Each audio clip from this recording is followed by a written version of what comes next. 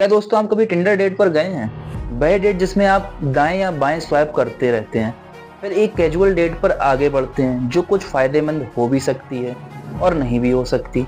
फिर आई हसीना दिलरुबा, बिल्कुल वैसे ही है जैसे अजय देवगन की दृश्यम और रेखा की खून भरी मांग डेट पर जाने पर हो सकती है।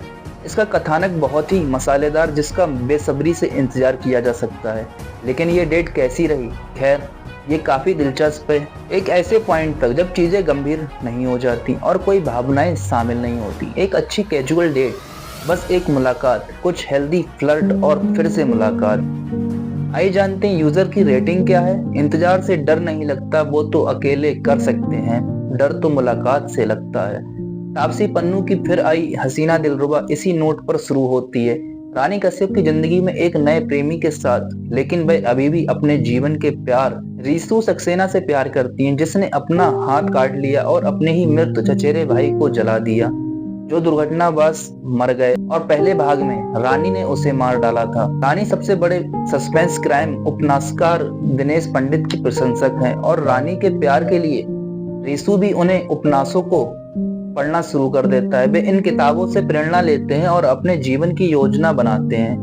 एक दूसरे से मिलने से लेकर प्यार का इजहार करने और एक दूसरे को धोखा देने तक सब कुछ दिनेश पंडित के हवाले से है। लेकिन फिर आई हसीना दिलरुबा तब तक एक बहुत ही बढ़िया मोड़ लेती है जब सनी कौशल रानी और रीसू की दुनिया में प्रवेश करते हैं। एक ऐसा प्रेम त्रिकोण जिसकी किसी ने उम्मीद नहीं की थी ये इतना अच्छा होगा। लेकिन जाहिर है भूल भुलैया बनाते समय बहुत चतुराई की जरूरत होती है, क्योंकि भूल भुलैया बनाने वालों को भी इससे बाहर निकलना होता है। तो क्या फिल्म इस उलझी हुई कहानी को सुलझाने में कामयाब रही? जानने के लिए पूरी वीडियो में जुड़े रहिए। आइए देखते हैं अपनी स्क्रिप्ट की एनालिसिस क्या कहती है। कनिष्का ढिल्लन ने कहानी की शुरुआत बहुत ही दिलचस्प तरीके से की है। कहानी की शुरुआत से ही प्रेम त्रिकोण की शुरुआत होती है और कहानी कई परतों में बुनी जाती है। वास्तव में कहानी का पहला भाग बेहतरीन रहस्य है। भले ही इसका अंत पहले से तय हो मंजिल के बारे में उत्साहित होने की बजाय यात्रा का आनंद लेने के विचार से आगे बढ़ते हुए कनिका जुन्नी की गलियों से बखूबी गुजरती हैं। हालांकि समस्या का हिस्सा दूसरे भाग में शुरू होता है। फिल्म के तीन नायक लेखक दिनेश पंडित के उपन्यासों का अनुसरण करते हुए अपने जीवन को आगे बढ़ने के लिए सुराग ढूंढते हैं, अपराध की सबसे कठिन राह पर चलते हैं। लेकिन सभी को उलझाने के बावजूद कनिका ढिल्लन की स्टाइलिश सेकंड पार्ट में चरम पर नहीं पहुंच पाती। ये उस शिखर पर चढ़ने की कोशिश करती है लेकिन पूरी तरह से दम तोड़ देती है। अब बात करते हैं कि स्टार्स की परफॉर्मेंस क्या थी। आइए उनकी भी एनालिसिस कर लेते हैं। दूसरे भाग में उतार चढ़ाव के बावजूद फिर आई हसीना दिलरुबा आंख को बहुत मजबूती से बांधे रखती है। बताइए क्यों? स्टार कास्ट की वजह से। जहाँ रानी कश्यप के रूप में तापसी पन्नू इस किरदार को बहुत अच्छी तरह से जानती हैं, वही विक्रांत मैसी का शर्मिला रिंकू से लेकर इस कच्ची और मांसल लड़की में बदल जाना आपको बांधे रखने के लिए काफी है। अंदाजा लगाइए कि संघर्षपूर्ण दूसरे भाग में क्या मदद कर सकता है। सनी कौशल को तापसी की रानी को मनोरोगी ने पति को भूमिका निभाने देने से बेहतर कलाकार होते। एकमात्र किरदार जो कि इस कहानी में पूरा अंतर ला सकता था और इस शानदार ढंग से ऊपर उठा सकता था।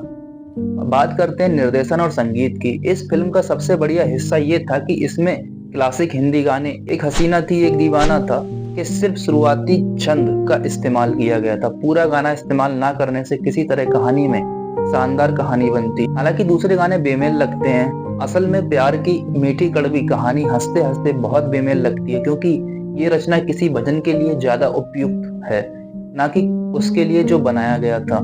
फिर आई हसीना दिलरुबा में जयप्रद देसाई ने एक बहुत ही बुनियादी गलती की है कि उन्होंने फिल्म को साजिश के आधार पर बनाया, उन्हें सुलझाने के लिए आगे नहीं बढ़े। इससे दर्शक असंतुष्ट रह जाते हैं। सस्पेंस थ्रिल की एक और बुनियादी समस्या ये है कि ऑर्गेनिक नहीं है। विनील मैथ्यू द्वारा निर्देशित पहला भाग अपने दौर में इस रहित लगता था, जिसमें घटनाएं बस घटित होती हैं और कहानी सहज लगती है। लेकिन भाग 2 में कोशिश न करने और फिर ट्विस्ट बनाने के बीच संतुलन बनाने में संघर्ष किया गया है। कहानी के सभी मोड़ बहुत पेचीदा लगते हैं और इस प्रकार कहानी जो भाग 1 में जुड़ने और प्रभाव डालने वाली लगती थी साजिश की निर्माण करती है, लेकिन दूसरे भाग में उसे पूरा करने में संघर्ष करती है और ये संघर्ष बहुत स्पष्ट रूप से दिखाई देते हैं। यहाँ तक कि योजनाओं और कथनात्मकों को प्रकट करने वाले बदलाव को भी ये कहने पर मजबूर नहीं करते हैं कि भगवान वास्तव में जब मगरमच्छों ने दुर्स में प्रवेश किया, जिससे कथानक और भी गहरा हो गया, तो मुझे आश्चर्य हुआ कि क्या वह जानबूझकर दर्शकों को इस खून भरी मांग से जोड़ने और ये सोचने के लिए मजबूर करने के लिए किया गया था, क्या हर्षवर्धन पहले भाग में मारे जाने के बाद वापस आएगा? आपको क्या लगता है, कमेंट करके बताइए। मिलते हैं अपने नई मूवी के रिव्यूज के साथ, तब तक के लिए धन्यवाद।